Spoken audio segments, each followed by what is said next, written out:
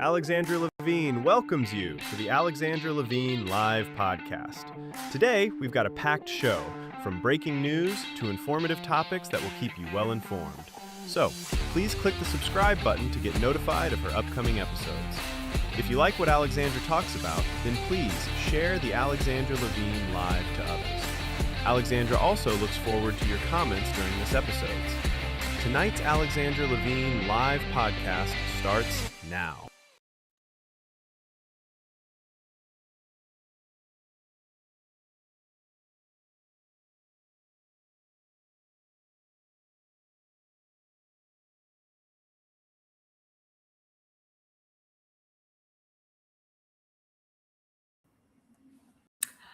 Hi, I was backstage for a few minutes there. Well, hello, everyone. Hello. This is Alexandra Levine live with the America's Pulse Network. You are all in with me tonight.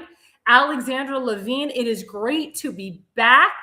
I was in Baltimore, Maryland this entire week, or actually the week before for early voting. And then I was there for the election on June 23rd. And we'll get into that later. We have some breaking news.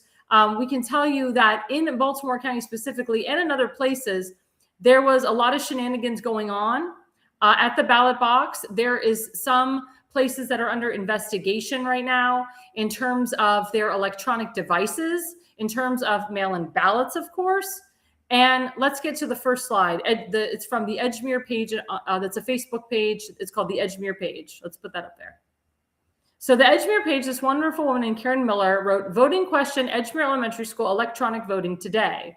Did you have the option to choose Democrat or Republican ballot? We did." So I actually happen to be at Edgemere Elementary School. Now, I have advised people, voters all over the country, not to do electronic voting because you walk in there and sometimes they flip your vote for you. But before you even go to vote, they don't ask you, which ballot would you like to choose? If you're a Republican, your ballot is automatically shown. If you're a Democrat, your ballot is automatically shown. The fact that you go and tell the election judge, I'm a Republican, and you go to the electronic voting machine and it's asking if you want to be a Democrat today or a Republican today is fraud. And it's disgusting. There was also issues at Water's Edge Community Center when I was there for early voting that independents were going in there, which according to Maryland state law, we do not have open primaries. We have closed primaries. Unaffiliated, aka independents, were going in trying to vote. And instead of the election judge saying, well, you're an independent, you can't vote, or you can vote on nonpartisan races, or you can vote a provisional, which doesn't count, by the way. One of the election judges asked the unaffiliated, well, which party would you like to vote for today? Would you like to be a Democrat today, or would you like to be a Republican today? We found out that that voter did vote on a Republican ballot. Everybody. He voted for people that I know, people that I worked with, but he was registered independent. That is also fraud. And if they did that with that guy, then they did that with other unaffiliated too, and maybe other unaffiliated voted Democrat. Voter fraud across the board. Now, as you know, in the state of Maryland, they do not require photo ID. So anybody could have gone in there, an 18-year-old, 17-year-old, 16-year-old, somebody could have voted in one precinct and then voted in another. And actually, they have people from out of state that come and vote. I mean, I've heard of somebody from the state of Georgia or someone who was a Maryland resident who got a mail-in ballot sent to them in the state of Georgia. They filled it out because they liked a certain candidate, but you're not a resident of the state of Maryland. You're a resident now of the state of Georgia. So by filling that out, that's illegal. And if the Maryland State Board of Elections accepted that ballot, that is also illegal. Now, I can tell you that I personally have emailed the Baltimore County State Board of Elections woman, Rui LaRoe, and also the Maryland State Board of Elections, or the State Board of Elections, as well as the DOJ, Eric Neff, and to tell them about these irregularities. If you guys are in Maryland, we have a lot of Maryland voters and a lot of Maryland constituents in my podcast, or people that watch our show. If you had any of these irregularities, experiences, you need to report it to the county that you live in, or I would go to the higher ups and report to the State Board of Elections.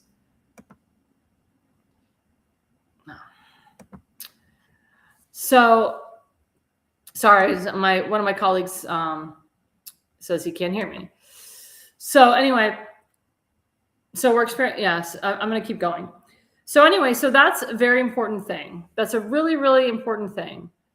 And anyway, we are doing everything we can right now on the ground in Maryland to make sure that there's no more irregularities.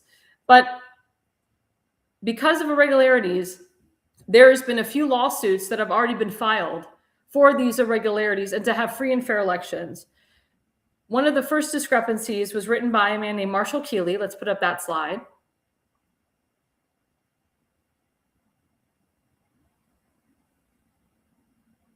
Marshall Keeley, Wharton, Maryland. So he wrote this. He's a reporter for WBAL.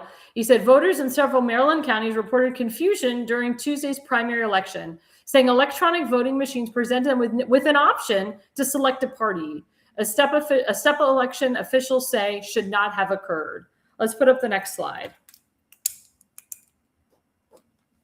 So the next slide has to do with the whatchamacallit, has to do with the article again. If the voters' accounts are accurate, multiple county election officials told WBAL TV 11 News investigates that the election judges in those precincts did not follow proper procedures and the voters should not have been given the option to choose a party on the screen, which is correct. Quote, when you go to the primary, you know what party you are and that you can only vote your party. It's usually the only ticket that comes up for you. I've never had to select my own party before. Brown told WBAL TV 11 News investigates. Election officials said the election judge should have selected the party associated with the voter's registration on the screen before allowing the voter to step up to the machine. I mean, this is going on all around. That's why, again, I'm going to tell people for the November election, do not vote electronically. Do not vote on those electronic machines. They are subject to fraud. When you fill out a paper ballot, yes, it goes through a scanner and there's some issues with the scanner too, but you have a receipt. Also, certain states work with DHS to watermark the ballots. So you'll know if it was a real ballot or a fake ballot. So this is disturbing. On top of this, we have a woman named Kate Sullivan who is actually, she's on the Central Committee. She's holding on. She's up about 60 votes before the mail-in ballot dump canvassing that's happening next week for her Central Committee. It's the best of 3 now, not the best of 4. So the Baltimore County Republican Central Committee, they had 4 people in the district. They took a vote, and now it's 3 in the district. So Kate Sullivan's holding on to her Central Committee seat, but she is the subcommittee chair for the free and fair elections. And she has written lawsuits about the elections site, about the election process. And she actually, again, went to an Anne Arundel County Circuit Court judge today, because you have to go to Anne Arundel County to report any irregularities in the elections. And again, she went in front of the judge, gave out her evidence, and we're going to bring up right now the next slide about the lawsuit. Let's bring it up.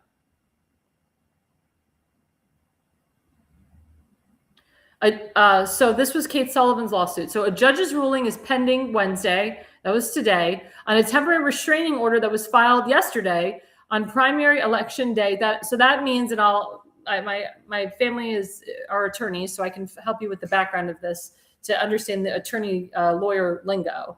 So what happened is that Ms. Kate Sullivan has written some lawsuits, and she filed a lawsuit, yes, on Tuesday on election day, against the Maryland State Board of Elections, and you have to go to Annapolis to do, or Anne Arundel County, which is Annapolis, which is the capital of Maryland, to do this, while in-person voting was underway statewide. The plaintiffs included 9 candidates for office, including Sally Taylor, as well as Kate Sullivan, and the advocacy group, which Kate Sullivan heads, called Secure the Vote, who alleged that the State Board of Elections handling of a mail-in ballot was, quote, illegal and unconstitutional. The Seek and Anne Arundel County Circuit Court judge to step in and set some guidelines for the canvassing of mail-in ballots in July. Let's put up the next slide. So the next slide continues with the article. Election officials said the election judge should have selected the party associated with the voter's registration on the screen before allowing the voter to step up to the machine. Jared Demarius, who is the Maryland State Election Administrators, investigates the matter, and he said it will be addressed. He said election judges are trained that they have to input the correct ballot style into a ballot marking device. Of course, we will talk with the election director about any incidences where election judges fail to perform their duties.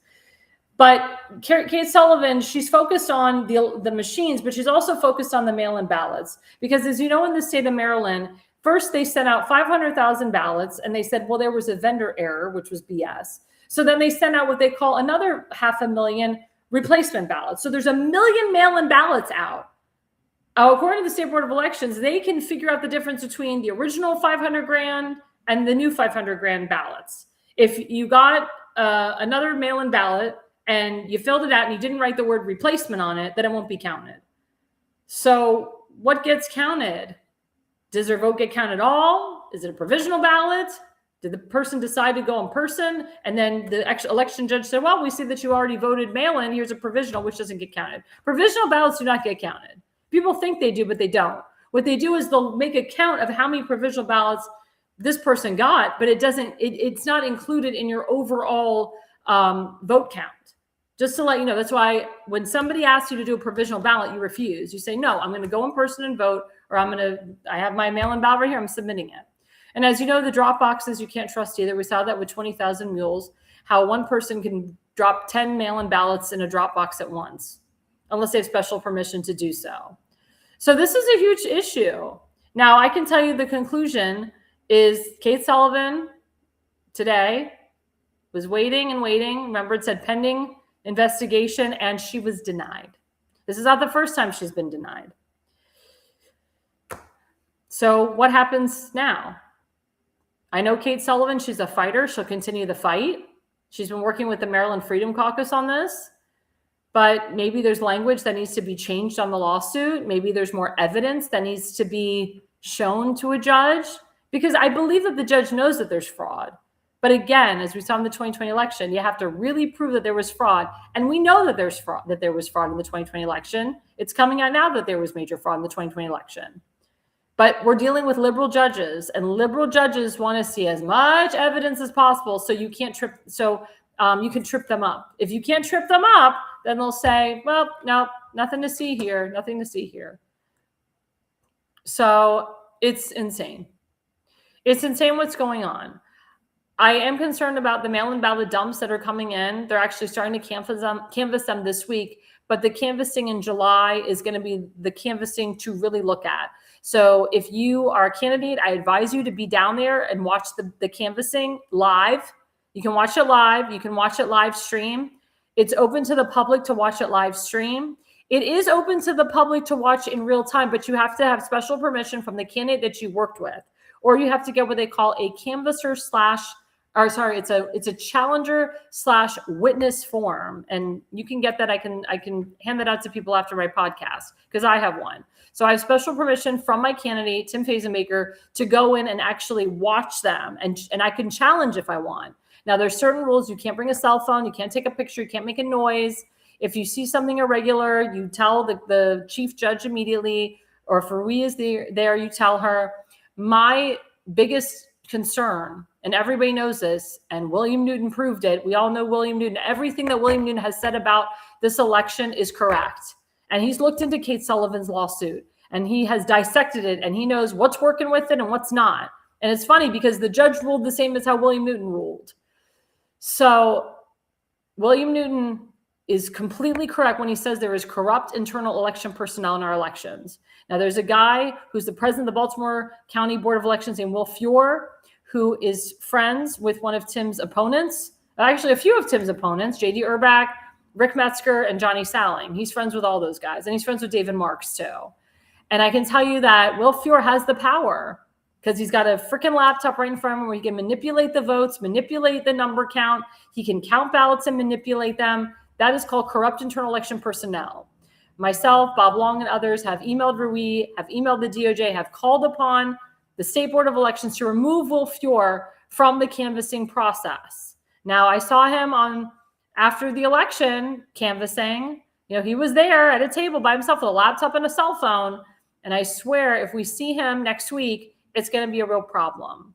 And mail-in ballots can really ruin the victor. We saw that in California. We don't want a California. And they are certifying the election July 6th. But the disgusting part is that they're actually going to continue canvassing the day of the certification. That's where the real effery comes in. So you could be, maybe 100 ballots shy of winning, but because they're going to still continue canvassing mail-in ballots the day of the certification, they could magically find 500 mail-in ballots for your opponent, and then it's not certified. Even though the news has declared you victorious, even though your opponent has conceded. I mean, this stuff is scary stuff. So we're going to be looking, and I will be down there too, July 5th and 6th, to take a look at the counting of the ballots, to see what's going on, because we need to have free and fair elections. I can tell you, because I was down there the day of the election. I was down at the Board of Elections election evening. Will Fior knew I was there. Ruin knew I was there. I think it stopped them, in my opinion, from doing any shenanigans to my candidates and others. Because by me being there, and I had another observer that I brought with me, and I have attorneys behind me, including, well, I can't say, but family members that are attorneys that work for pretty higher up peeps. And they know that. I don't mess around. And they know I don't mess around. And the fact that Delegate Bob Long emailed them, he doesn't mess around either. So if Will Fior is trying to mess around with our elections, not only will the state handle him, but it'll go straight up to Donald Trump's DOJ, or Trump's DOJ will personally handle him. So we have a wonderful segment to talk about. Because this was a longer break, we're gonna take a short break. We're gonna get into segment one. I'm gonna bring in a special guest of us, Daniel Eisenhart, because he's been so patient. And we're gonna connect segment one into segment two, and then we'll have a break into segment three. We'll bring in my good friend Seth Eisenberg, the Conservative Corner, and we're gonna do it that way. I know I'm kind of changing it for my producer, but it's just because we had some delays. So let's take a quick break. I just want to emphasize FoliumPX.com. FoliumPX.com is one of our sponsors. There we go. Toxic heavy metals, full body detox, free radical support, super antioxidant. This is great for detoxing. This is great before 4th of July and after 4th of July. So, I'm trying to lose weight, but I know I'm going to eat a kosher hot dog on 4th of July, and kosher hot dogs have a tremendous amount of salt, more so than a non-kosher hot dog. Take a look at the difference. Hebrew National and Shofar are so full of salt and so full of preservatives, and it's all processed meat. But you know what? It's really good on 4th of July. So after 4th of July, I'm going to be detoxing with FoliumPX.com. It's a natural supplement. We do have 4th of July specials going on. So click on that QR code. I can't even speak. And get your toxic heavy metals tonight. We'll be right back, guys, with after the break. We're bringing on Daniel Eisenhart. He's going to tell you a little bit about his experience on Election Day. Stay with us, guys. We are live. Alexandra Levine Live, America's Pulse Network. Stay with us.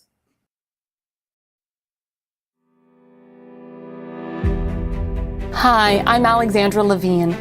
I'm a professional opera singer, actress, TV, and radio personality. Since 2015, I've been a volunteer, a field director, and a campaign manager, learning the ins and outs of the political world. That's why I became a political consultant. My job is to lead you to victory with organization, structure, and the mindset of winning for your district or state. With my guidance and direction, I can keep you focused on the things that matter to the people and advise you on key issues that need to be addressed. If you're a serious candidate that is serious about winning, then book a consultation with me today. Go to levineconsulting.co. You'll be happy you did.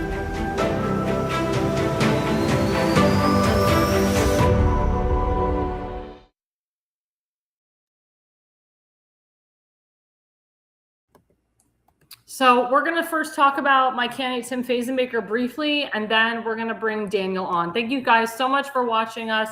I'm Alexandra Levine Live. We are currently live on Rumble, YouTube, Spotify, Substack, X, Parler, TikTok, Facebook. We're on all 15 major social media outlets. Please share the link to everyone.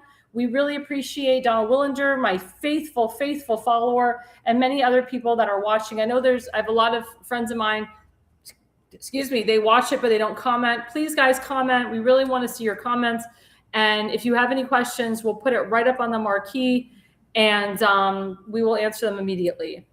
So I'll just give you guys a little hint of a background. For those of you who don't know, I have been working with a man named Tim Fazenbaker for 6.5 years. I met him at an event in Arizona when he was running for Congress, and that was in October of 2019. After that weekend, we both flew back to Baltimore, and he asked me to be his campaign manager. And I didn't know him from Adam. You know, we were strangers, but I liked the guy. I liked his message. I liked what he had to say, and I believed in him. And I actually watched speeches that he gave in 2018 before I ever met him. And his message has been consistent from then until 2019 and even up to now. So I decided to be Tim's campaign manager in 2020. And I officially became his campaign manager in February of 2020. And at the time, there was like 8 other people running against him. Then the 8th guy dropped out, endorsed Tim, and got all of his people to endorse Tim and vote for Tim. And Tim did a really good job. This was the first time that Tim ever ran for federal office. And he was honest. He's like, I really don't know what I'm doing. Like, I've never fundraised. I'm afraid to ask people for money. Like, you know, you're Jewish. Like, I have a big Jewish community in my district, because he was running for CD2, which is now CD7. It flipped. So CD2 has Pikesville, Parksville, Owings Mills, Reisterstown. We call it Jewtown, Jewville. So he's like, I need to break through to the Jewish community, but I need like a Jew to do it. So he's like, can you be my Jew and do it? So I was like, sure. So we went to synagogues together. We met all the Jewish people. I can wholeheartedly thank our good friend George Faber. George Faber knows every Jewish person in the DMV area and beyond. He knows Jews in Ohio. He knows Jews everywhere. And George Faber to this day has been a great person to let us know when Jewish events are happening and who to connect with. And George always like, Alexandra, come here. Tim, come here. Let me introduce you to this Jew. Let me introduce you to that Jew. So let me introduce you to this person. Or Jewish person. And it's just a beautiful experience, the loyalty that we've had, but also to see Mr. Eisenberg grow from then until now.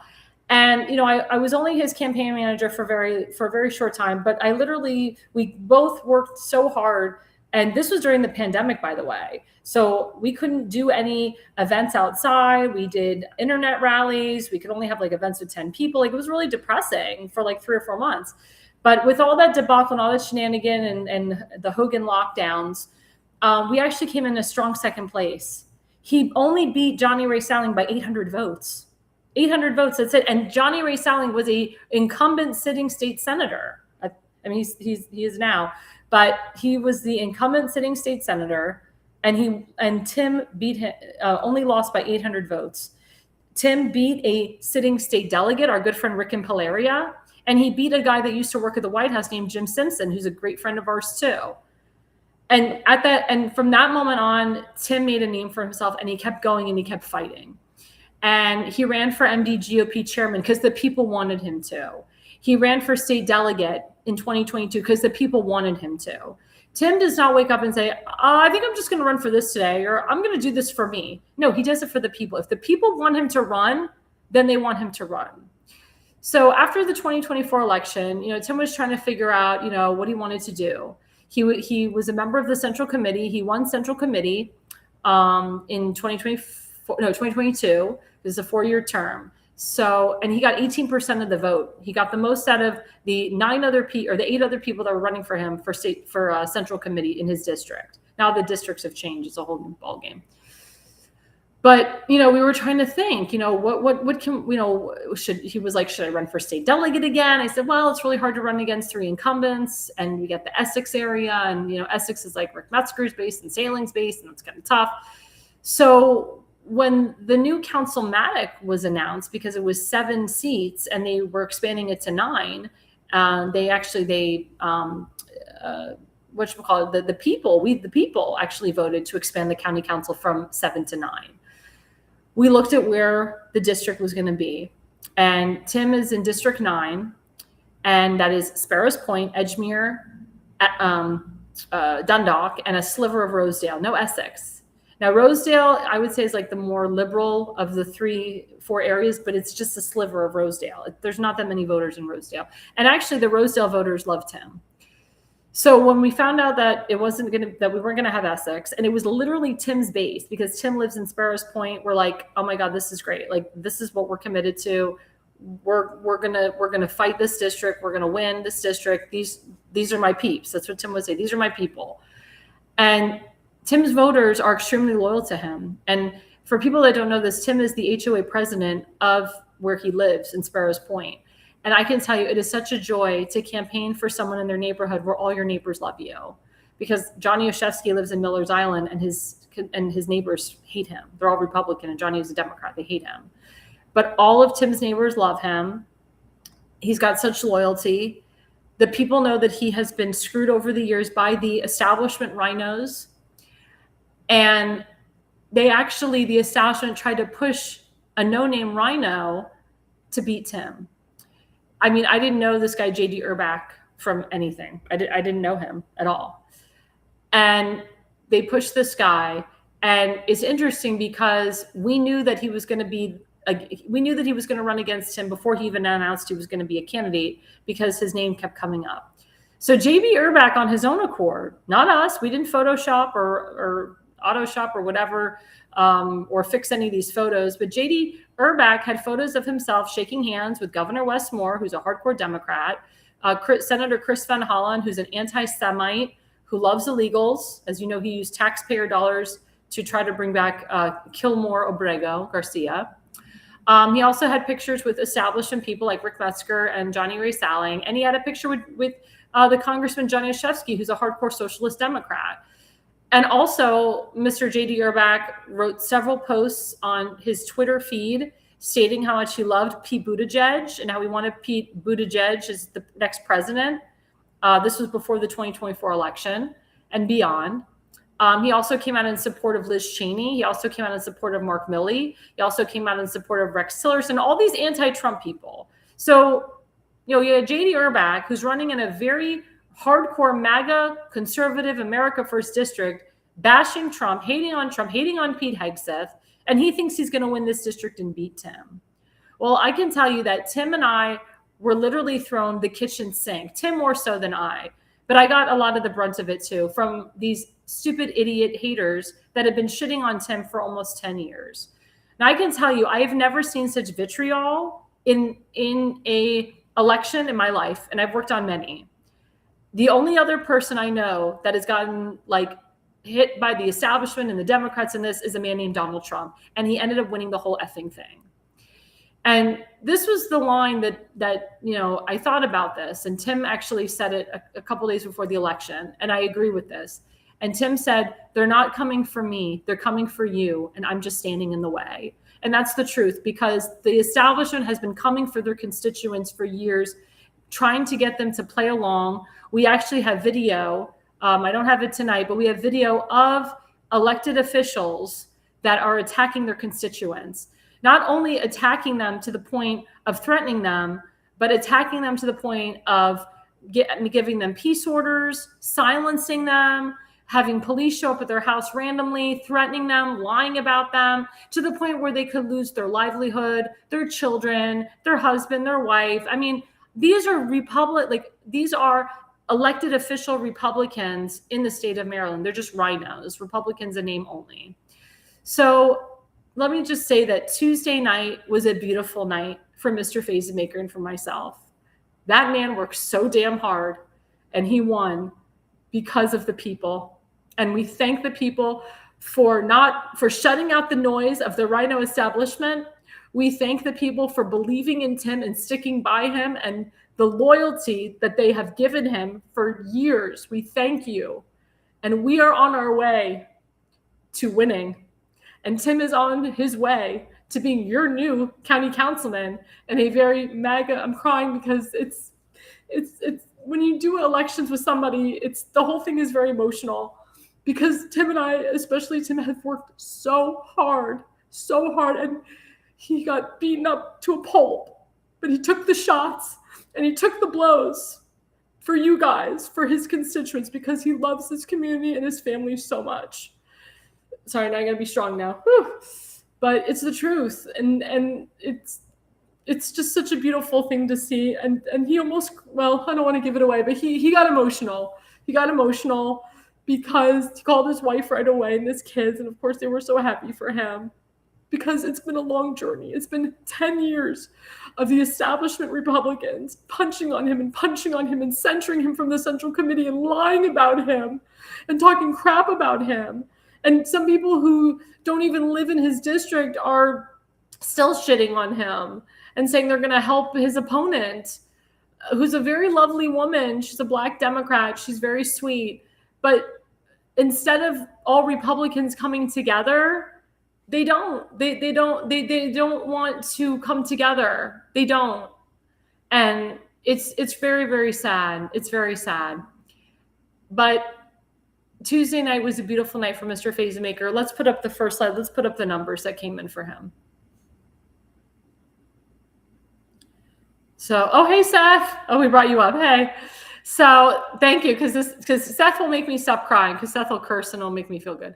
So but anyway, so these were the final numbers. This is without the double mail-in ballot canvassing. So they canvassed some ballots June 1st and 2nd. That's why you see 38, 26, 24, 31. So they're now starting to canvass the second ballots. So, of course, Tim was very concerned, and so am I, that that second dump of mail-in ballots could screw his lead. But because Mr. Phasemaker has such a strong commanding lead against J.D. Urbach, they said there's no way that the mail-in ballots will make a difference, because the mail-in ballots are really for county executive or governor, not really for this district so much. So if you see Tim Phasemaker's at the top, so for early voting, he got 347 votes. For election day, he got almost 1,000 votes, 989. That's amazing. And then 38 was the June 1st and 2nd ballot dump. The NR is provisional ballots, which of course we know they don't count. But altogether, Mr. Phasemaker got a total of 1,374 votes, which put him up to 41%, which was amazing. Russ No Tax Mirable was, I honestly, just looking at that name, I honestly think that the voters looked at Tim and Russ, and then they stopped looking at everybody else. Because when you see Russ No Tax Mirable, like, I would vote for him too, you know, like, just because it's no tax, you know. I didn't even know you could put that, like, Russ No Farting Mirable, you know, or Tim Only Farts Phasemaker, you know. So funny. So anyway, you know, it actually, in my opinion, looking at the numbers, it looks like Russ Mirable, by getting in there, actually helped Tim, because he took almost 22% away from, it could have been J.D. Urbach. So J.D. Urbach was the RINO. And as you see, he only got 26% of the vote. But look at that gap between Tim and J.D. So J.D. actually conceded Tuesday night.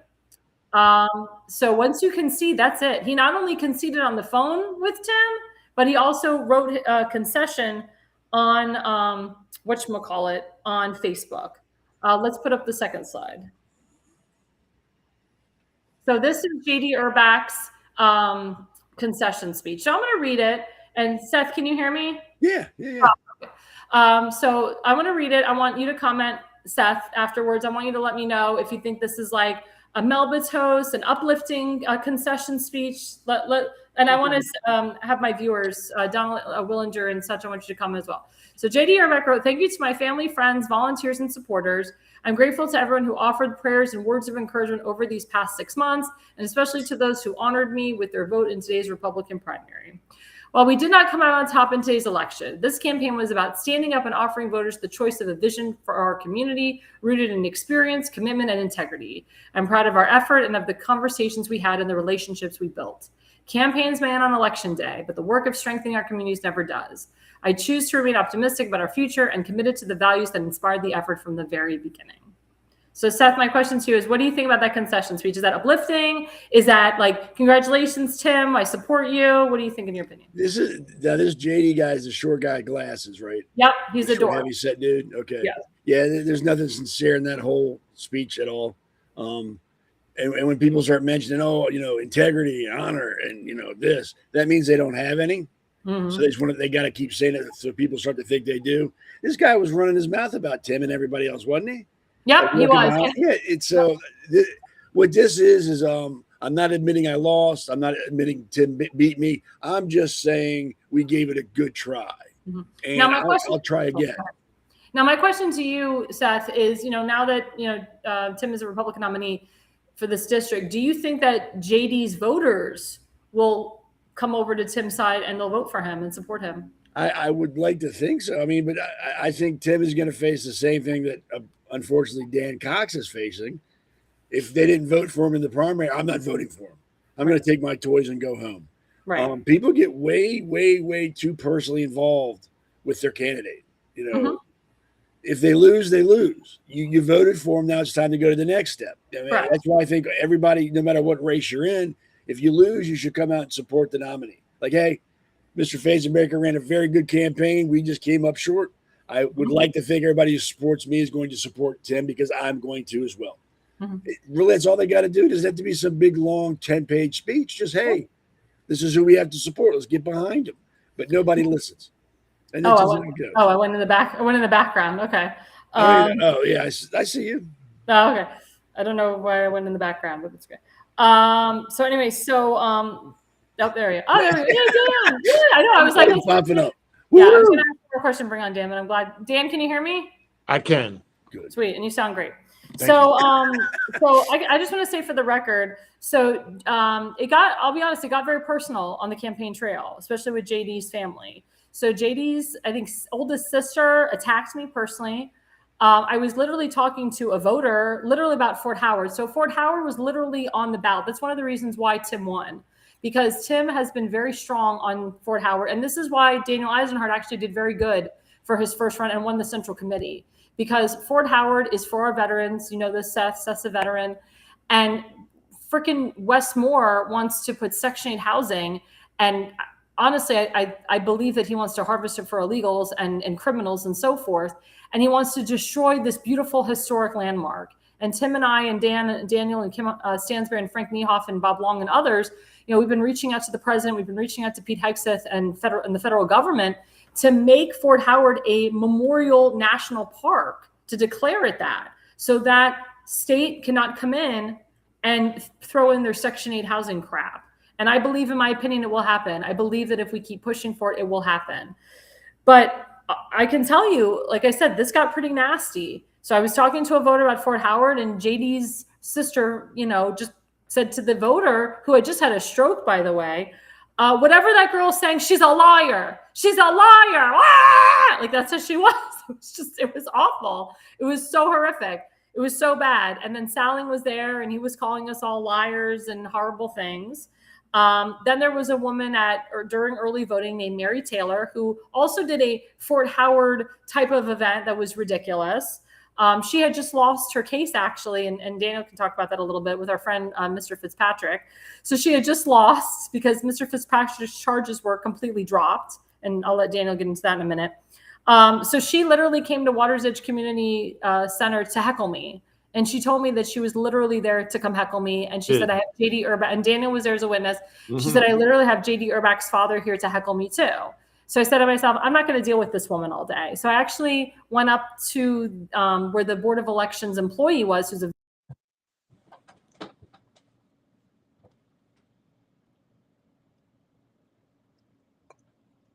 Uh-oh. all of a sudden you come to drama, like just stop. And then, of course, Mary Taylor lied and said that we were heckling her and that we were causing the drama, and, you know, we weren't doing anything wrong. And then Mary Taylor lied and said that I had been taking pictures of her and posting it all over Baltimore County. Well, let me tell you, I'm a very busy woman. For those who don't know me, or for those who do know me, who the hell has the time to do that? And I can tell you that if I took a picture of that woman, my camera would break. So I don't have that time. The woman is an ugly, horrible woman. And of course, she is working with opposition to, you know, push people to vote for Tim's opponent, which is actually backfiring in her face, because Tim's opponent, who we like, is a very nice woman. And she told Tim, oh no, oh, I was doing so well. Well, I guess I'll be off for a while. Oh my gosh. That's fine. Maybe, you know what? Maybe there's a way I can put a picture of myself and just talk. Oh my gosh. Sorry, guys. It was doing very well. And then, don't worry about it. Just keep going, because last time we did this shit back up. I know. I may have some computer backup person coming in a second. Anyway, anyway, I'll just keep talking. Everybody knows what I look like anyway. According to Cliff, I'm chubby and ugly. So now you don't have to see my face, Cliff. So that's Cliff O'Connell, everybody. So anyway, you know, the woman who's running against Tim, she said, Tim, I'm not going to have these people involved in my campaign. She said, I don't want any negativity. I don't want anybody invading my campaign to hurt you. So, and that's a Democrat. It's a moderate Democrat. So we are so happy. We are so happy that Tim is in there. But, you know, I want to get to you, Daniel, on this. I want you to tell people about your experience. with Mary Taylor and what happened with the Fort Howard situation, Fitzpatrick. But also before that, Damon shared, can we pull up, do we have, let's see, do we have Daniel's numbers? No, that's the Central Committee. Well, anyway, so that's fine. So these were Daniel and Tim's numbers for the Central Committee. So the Central Committee, as you know, Tim was a member, and so Tim resigned from the Central Committee to focus on his campaign, which was a very wise thing to do. And then this was a Thursday night. And then Monday, June 8th in the evening, the Central Committee decided to have a meeting to censure Mr. Fazenbaker. I'm sorry, say again? Fallon did so. Yeah, Salling did so. So he implemented this. Salling also, I found out, brought a reporter from WYPR named John Lee to be present. Also, we found out that the reporter knew everything that happened during executive session, which is against the bylaws. It is against the bylaws for any Central Committee member, including an alternate, to discuss what happened during executive session. Now, we don't know the person that breached the bylaw, but we will find out.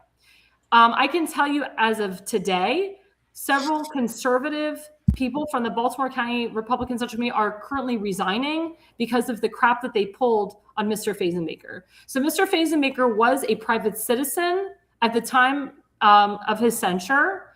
And actually the MDGOP under Nicole Harris is looking into if the censure was legal, because if it was illegal, we got some major problems. So what did Mr. Fazenbaker and Daniel Eisenhart do? They fought back, and they fought hard, and they got back on the Central Committee. So Daniel actually made a joke that he said, maybe I'll beat you, Tim, in the Central Committee votes. Came pretty close. And he came close. So these are the final without the mail-in ballots. So Daniel Eisenhart got 517 during early voting, 1,317 on election day, 64 of the mail-in ballot dumped from the June 1st to 2nd canvassing. So he came in at almost 24%. Tim Fazenbaker got 551 early voting, 1,423 on election day, 77 with the mail-in ballot, and 2,051 votes to take him to almost 26%. Now, with the Central Committee, they went from 4 members per district to 3 members per district. So unfortunately, this crazy woman named Deb Sullivan, who's broken bylaws multiple times, she got reelected. With She only, also look at donated it. to the Democrats as well. Yeah, she gave to the Democrats, but look at it. She goes 18.83%.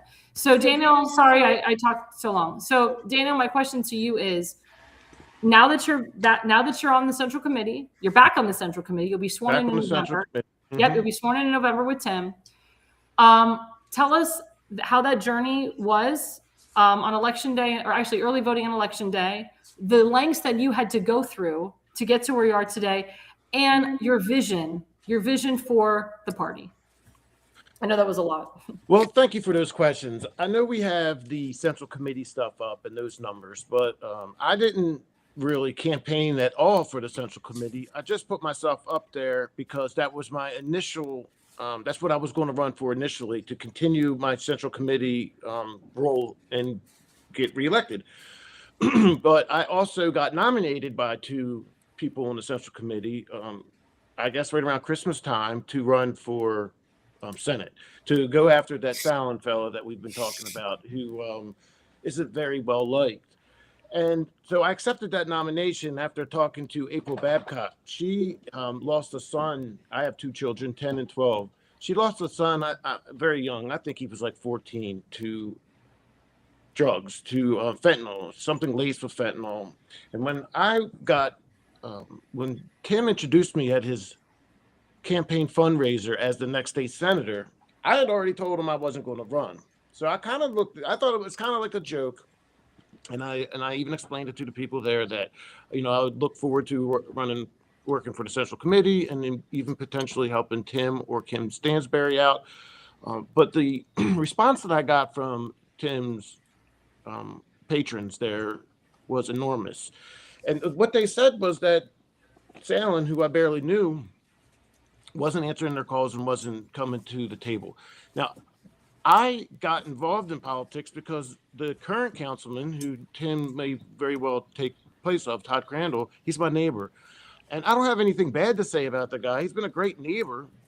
But when I would ask him to help me with some of the things that were going on my own street, he was just not very helpful. So I took it upon myself to get a home that had like 100 people living there, got their rental license removed, Now there's a nice family that lives there. My 10-year-old cuts the guy's grass. And on the other side of me, a gentleman had started a appliance repair business, and it was a code violation. It was a mess, and I got that addressed. And now the neighbors were saying, you should run for county council. But it was quite naive. I was just dipping my toes in the central committee, and Tim Fazenbaker, who I was in 7th grade with, nice guy, kind of took me under his wing, and he's been mentoring me. And he showed me the ropes and said, look, I realize you want to work on this, you want to be the councilman, but I want to do the councilman, and I've been doing this a while. If you come under my wing, I'll teach you what you need to know about everything. And he brought me up to speed quite rapidly. And so I went after Salen I felt like there was nobody really coming to Annapolis for this district besides Bob Long that was representing us the way that I feel like the legislators should.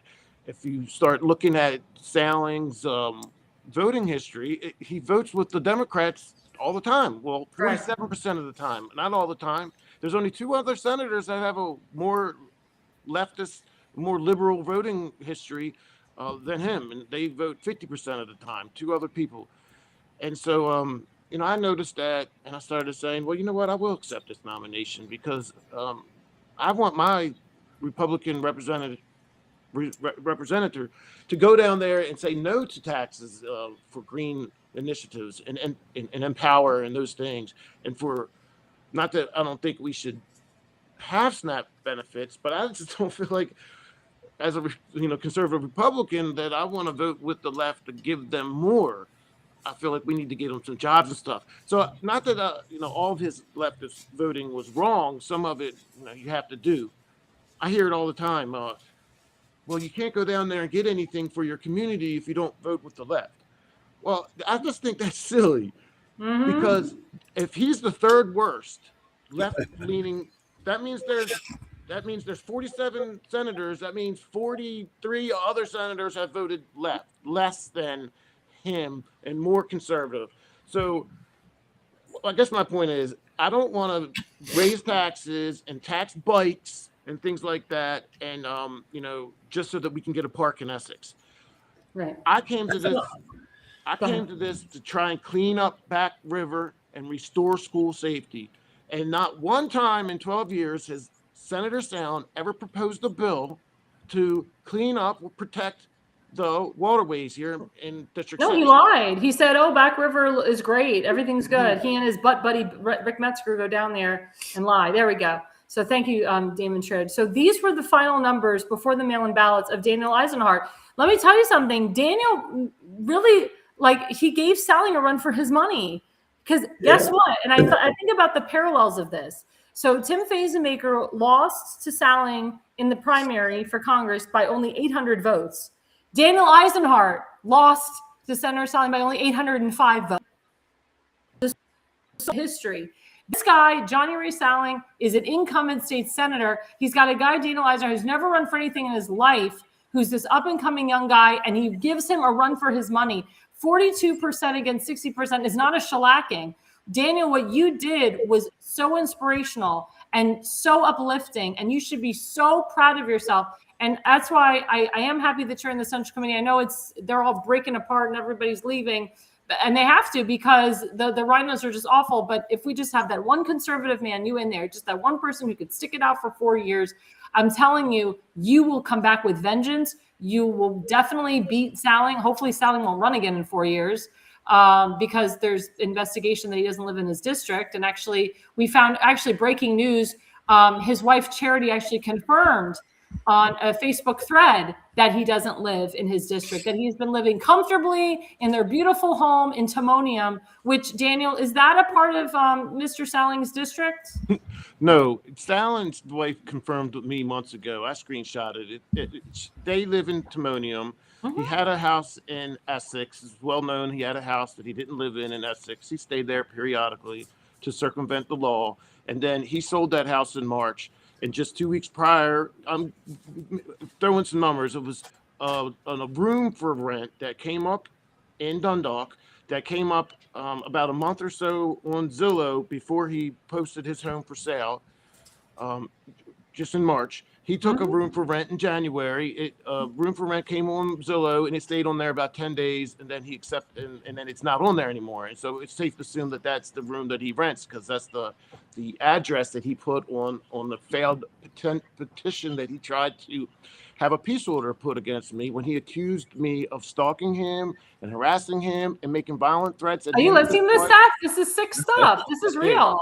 Yes, Alan went to the courts and he lied under oath. He signed by, under oath. Okay. Yep. He asked the judge only a perjury to silence me because he said I was stalking him, harassing him, and coming to his home and threatened to go at his throat. He wrote this down. Yep, he wrote it all down. He doesn't have one photo of me. And let me tell you something. And Daniel Eisenhart is such a sweetheart. And I said this to JD Urbach during early voting. I said, do you understand what Sailing did? He wrote such salacious lies that if anybody really looked at that, they could actually take Daniel's children away from him. Child Protective Services could come and take his children away. That's how, which, hopefully, God willing, that'll never happen in the world. Look, my 12-year-old just got inducted into the National Junior Honor Society. All right, I work with children for 17 years in children's dentistry. I'm board certified, I'm state licensed, okay, and never once have I been in front of the Dental Board of Examiners. And there's a reason for that, because in my line of work, you have to work at a very high level of precision, high professionalism, no matter how wrong the patient or the parent of the patient are, or how mean or rude they are when they call. You have to be nice and put a big smile on your face. That's because that's the way I work. And so, no judge is going to believe that with no pictures and no text messages, no video, no email, no phone call record from me that I did those things. So that's why I'm suing him. And I'll see him in August. He has a court date, August 28th. Oh, we'll all be there. Well, America's Pulse Network will be there to cover it. But switching to you, Seth. So, you're hearing this salacious story. So Mr. Salling put up a piece, or tried to push a peace word to Daniel Eisenhart, who's his primary opponent. And two others. I'm sorry? And twice. Yeah. Well, I was going to say two others. Hold on. So Daniel Eisenhart, so that Daniel and Salling couldn't be in the same proximity together. He tried to throw one to Mr. Fazenmaker, which of course didn't work. And our good friend Dawn, and Dawn wasn't even a candidate or an elected official. Dawn is a private citizen, which is his constituent. Political activist. Yeah, who's a political activist, but she's his constituent. She's a private citizen. So Sailing is trying to hurt a private citizen, another private citizen, his opponent, and then Tim Fazenmaker, who is a private citizen too, and his constituent. So all three of his constituents, Mr. Salling is trying to throw peace words. Seth, my question, because you're in Frederick County, have you ever heard of this in Frederick County? Like, does this happen in your county? No, but I mean, they do just as many underhanded things in Frederick County, just differently. They're not as open about it as they are, I guess, this guy Sailing is. I mean, that's ridiculous. And people voted for this man. Yeah, they voted for him. Yeah, they voted for him. And I'll tell you why. So Dundalk and Sparrows Point Edgemere is not Sailing's strength. That's why Daniel did so well in those areas. It's what we call the Essex crowd. So Essex is like Rick Metzger and Sailing's base. So if Sailing and Metzger did not have Essex, I believe that Daniel would have beat him. It's Essex. That's what it is. And we call it the Essex crowd. Essex it's actually more Rhino-y over there. It's more Democrat over there.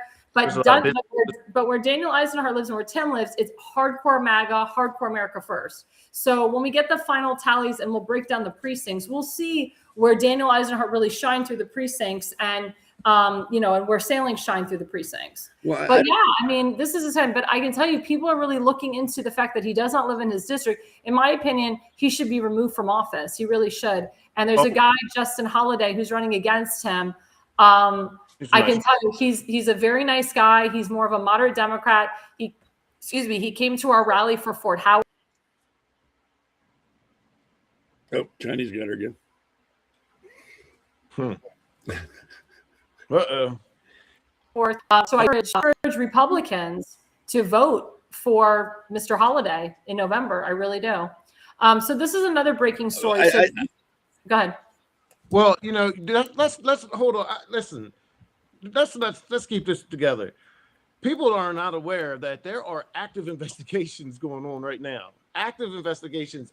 We can't discuss some of them. Remember, there are multiple investigations going on right now. Right, but we can't discuss them. Obviously, we can't discuss them. But yeah, it's true.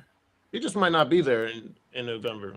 Yeah, I was going to say, I think the biggest issue with that dude isn't so much where he lives, but the bullshit he's perjury. Yeah, the stuff like misuse of Right, office. yeah, the stuff that that's he lied about. Outgoing filing. that seems more important to me. I mean, so you actually lied where you live. Okay, we can maybe work past that, but you're using the court as a weapon. That's He tried to silence me. He tried to prevent me from going to the debate, from going to the RNC dinner, from going to the forums, the town halls, and then at the polling centers where he was there with me the whole time. And I'm gonna say this one more time: they did give you a hard time. I was there for a week straight, every day, 12 hours just about, for early voting, and I was hanging out with Arkia Wade and her father, and I was hanging out with Mr. Urbach and JD's sister, JD's niece. I'm a funny guy. I like to have fun. I'm not all for the drama, although my opponent is. I want to get along with everybody. And I was joking. We had a great time with all the people there. And Salen went up to the Victory Villa and told other candidates that Tim and I were starting drama, and there was a bunch of drama down there. This is what Salen does. He's a known liar. There's actually there's another report that came out. I can't get into it. But Mr. Salen again attacked one of his constituents, my friend Adam Reuter, who is part of the media, and of course, it's all over Facebook. But we can't. I can't get into details of it. But it shows Mr. Salen attacking his constituent Adam Reuter. His wife actually attacked Bob Long's daughter. But like called her fat, which was awful. Verbally, while being videotaped. Yeah, it's all on video. That part's not on video, but the other stuff is.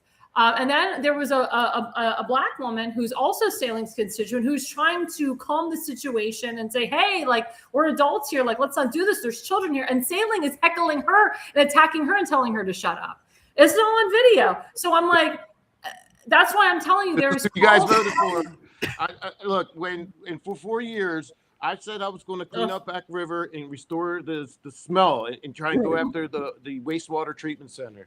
So you guys just tell me over the next couple of years if Salen goes above and beyond like I would have done, and I still plan to do when I'm given a chance to get the smelling better. I was out on Back River today, and it stinks out there. It does. It really horribly. does. It's dangerous. There's dead fish floating up and down, and good luck seeing if Salen's going to propose. So Dan, I don't mean to move you along. It's just because we have another segment to cover too. Of course, I'm so sorry. No, you're good. You're good. Because my show can go to an hour and a half. That's fine. And you guys are great. I love you guys. I can chat it up. I have a lot. No, I was okay. But this is important. So, because I want to shift it to Seth because we need to get Seth in here and have him speak. Tell me about yourself. So Damon shared. Pull up the meme again. Not the meme. The slide again with the mail-in ballots, please. So this is no, not that. The mail-in ballots. You're right. We can talk about it more. So this is a big thing. So breaking: the U.S. Postal Service will not be delivering any 2026 mail-in ballots to states that don't comply with President Trump's voter fraud prevention executive order, per U.S. Postal Master General. This is what I voted for. So my question to you, Seth, is: I mean, we know with the mail-in ballot situation in Maryland, does this have to do with Maryland elections? I'm sure they had a lot of. That played a lot into it. I mean, what, 500,000? No, it's 1 million now. Yeah, it's ridiculous. I mean, I don't know what happened to how it was when I was growing up. One day to vote, and if you couldn't be there, you were in the hospital, you're in the military or something else, then you could use an absentee ballot, and that was it. You didn't count ballots 6 months or 6 weeks later. It was that day, and the next day you knew who won, and it worked for decades. That worked, but all of a sudden it doesn't work now. Now we can't do it like that, and this is what you get. 1 million ballots set out for no reason. It's a joke. So I'm glad they're doing that. I wish they would just go back to how it was. Yep. One day voting, that's it. If you can't be there, it must not be that important to you. I agree. 10 minutes. It doesn't take all day to vote. It takes 10, 15 minutes. Do it on your lunch break. I agree. And as you know, Daniel, right, it started, I think, today, was the canvassing of what they call the second mail-in ballot dump, which are supposed to be replacement ballots. That is going on until July 6th. July 6th is certification day. So they're still going to be finding dumps and mail-in ballots for certain people that they want in. And, 1,500 mail-in ballots showed up for that person and that person alone. And that screws the good person. What say you about that really quick? Well, I'm going to need 900 of them to go my way, and then I'll win. Yeah, you never know. Well, listen, I was out there for a week straight, 12 hours a day, and it looked like a waste of money. I think it's like $1.3 million a day or for all of them, maybe. It's a lot of money that we're spending. That's taxpayer money. And it's I feel like we got to get the Democrats out of Maryland. The leadership, that is, not Democrats themselves, but like Westmore, this is their doing. They love this kind of stuff. I would think that it's probably because they're figuring out ways to steal money from us. If there's more money being invested in it, they can figure out ways to skim some of the money. I know those are like egregious allegations, but that's just how I feel it is. I feel like that there's fraud going on in more ways than just the voter fraud perspective. I feel like they're skimming some money off of it. They're figuring out ways to pocket the money themselves. So let's go to the next slide, Mr. Sharon. So this I want to show you guys. So again, we're celebrating 250 years of America. We're protecting Fort Howard. This is our good friend Frank Niehoff who put this together. So July 4th, please come. Daniel Eisenhart will be there. Tim Faze, many others at the Dundalk Independence Day Parade. I have walked that parade. That is a 2.5-mile parade. I've done it in high heels, and I didn't get one blister. And this is going to be a great parade. I'm going to be there. It's going to be awesome. And we want you guys to come and celebrate America and protect Fort Howard. And that's the main thing that's on the ballot is protecting Fort Howard. If J.D. Urbach would have won the primary, oh my God, you would have had all the developers behind it because J.D. Urbach, all this developer money. And Himmelrich is the main guy who's pushing for the mail-in ballots. He's not pushing it, but he's the one that's going to be developing them. And he doesn't give a crap because it's money in his pocket. These developers do not care about you, the American people. They don't have morals. They don't have values. It's just money in their pocket. And then the next parade, which is awesome, and it's a shorter walk, is the Northport Edgemere Parade, July 24th. Again, Tim and I will be there. Mr. Eisenhart will be there with others. This will be a great parade for the fire department. Bob Long will be there. His daughter, Kristen, actually works for the fire department. So this is going to be a beautiful, beautiful day. We're going to take a quick break. We'll come back. We have one more segment. This has been great. Please watch this, guys. Alexandra Levine Live. Before that, my other sponsor, rncstore.com/ALL. Again, I'm blanking on the whole thing because my brain's going a mile a minute. 100% natural supplements to help prevent cancer, to help if you have cancer. We have July 4th specials all over the place. People have actually been ordering from him.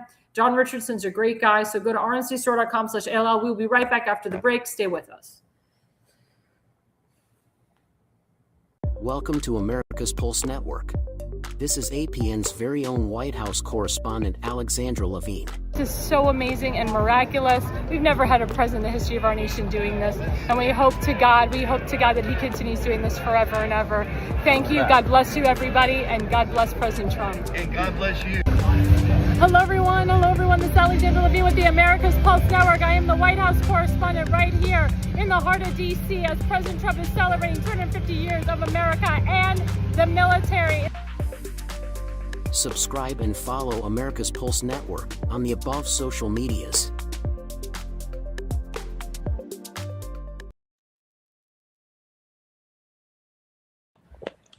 Thank you guys for coming back. I'm sorry I didn't have enough time to refresh my camera.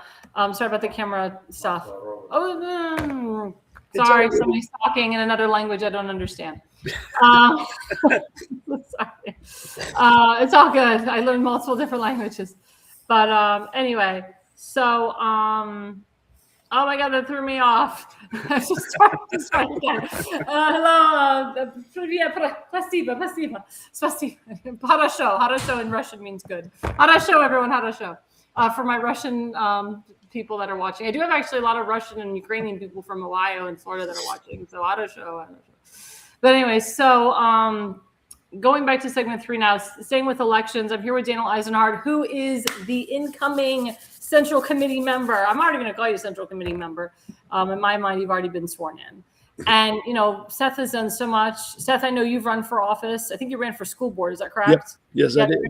And you even talked about running for Frederick, I think, County Executive. You talked about. Yeah, if nobody else had put in, I would have done it just to darn. make her spend money.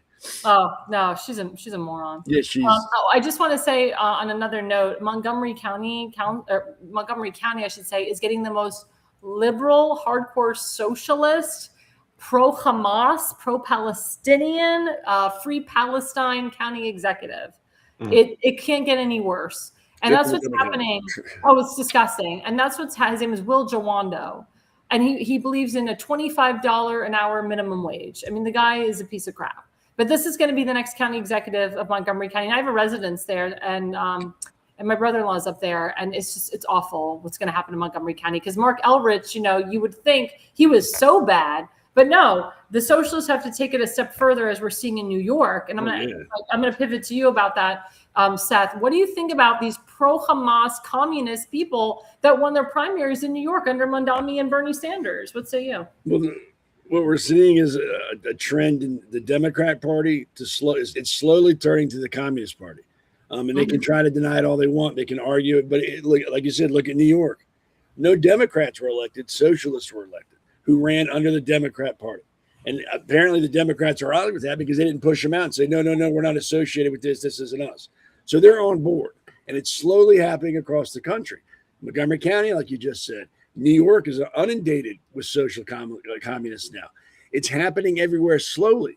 If people don't wake up, it's going to be everywhere. And when I say people, I mean the central committees. Like you're going to be on the central committee where I'm at has been useless for decades. They're more worried about parties and getting the newspaper. They're not worried about pushing forward conservative candidates. They want to get along and be liked. And you can't fight for a country if you're more worried about being invited to parties, or you're going to be able to get interviewed in the newspaper or things like that, like we do in Frederick County. I mean, one of the people elected to the Frederick County Board of or Central Committee has openly and actively worked against Dan Cox in his past run for governor, and he was elected to the Central Committee. I don't have any faith in the. Wait, who is this person? Heath Barnes. Oh, yeah, that's right. I have no faith in the MDGOP. Oh, no, he ran for Congress. He didn't run for governor. He ran for Congress. No, when he ran for governor last time and got the nomination, he worked against it. Oh, we're talking about Dan Cox. Okay, yeah. I have no faith in the MDGOP in Maryland. None. I mean, Saling guy who could do whatever he wants to do, and no one's doing anything about it. And Deb Sullivan, too. So there's been reports sent to the MDGOP about Deb Sullivan, about Bradley Lang, all these people that really did break the bylaws. But they censured Tim Fazenbaker, who was a private citizen at the time. What I would like to see happen is people like who we got here today, and Tim and other people get on these central committees, burn them down, destroy them, and then rebuild them with real conservatives. I agree, and that's what's actually happening right now. Is that I agree with you 100%. And guess what, Daniel? You're going to be there. You're going to be the one leader to start it because you're going to be there for 4 years and you're going to be building. And guess what? We're going to get Henry Ziskowski in there too. Because when Tim wins, guess what, Daniel? You have a very big job because when Tim wins county council, he will be he has to step down under the bylaws. And guess what, Daniel? You and Deb Sullivan get to choose who the next person will be to fill. And I would tell you and implore you and advise you to pick Henry Ziskowski. And you will have choice.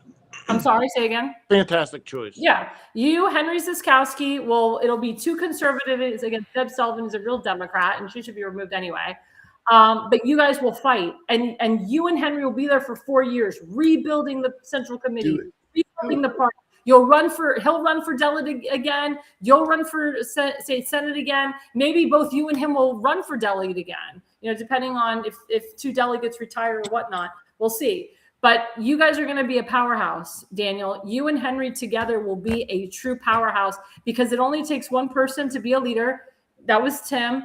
You're also a leader, Daniel. Henry Ziskowski is a leader in Baltimore County. You guys are all leaders, and you guys now have the momentum. What you and Tim did, Daniel, you literally gave a shellacking to the RINO establishment in one night.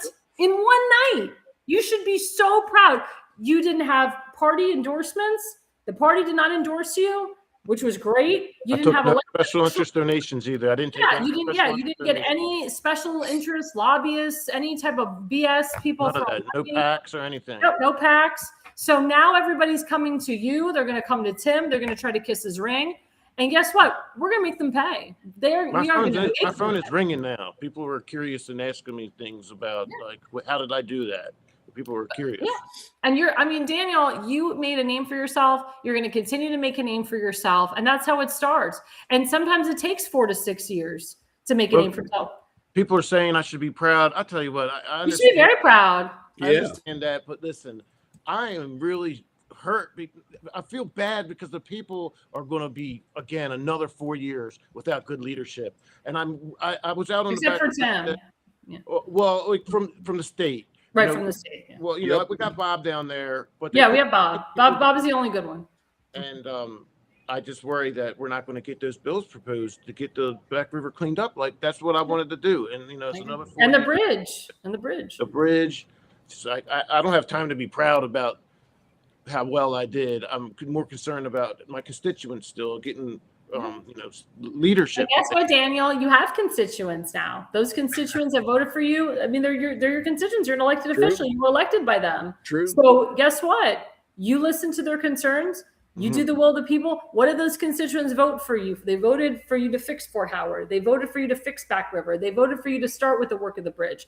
They voted for the infrastructure. They voted for lower taxes in your area. They voted for vocational schools for the children. So when the children graduate from those vocational schools, they have a job. They voted for so many things. And now you, as their leader, someone who was elected by them, now you can do the work. You can do the work for them. And that's what we love about you. You have more power, Daniel, than you ever thought. And it doesn't matter what rhino comes after you or this asshole or that prick. I'm going to curse because you have the power now. You have the power. You're in there. Yeah, but 2,000 people did think that I should be in that seat. And a lot of people have asked before and now, even after you see, and I see the comments, oh, are the people who lose, are they still going to fight for Fort Howard? Are they still going to fight for Back River? And I just want everybody that's watching this program to know that I'm not going anywhere. Like you said, I'm going to be on the Central Committee for 4 years. I'm going to learn a lot more. I'm going to come back even stronger the next time. I did come out. I did kind of parachute in to some extent.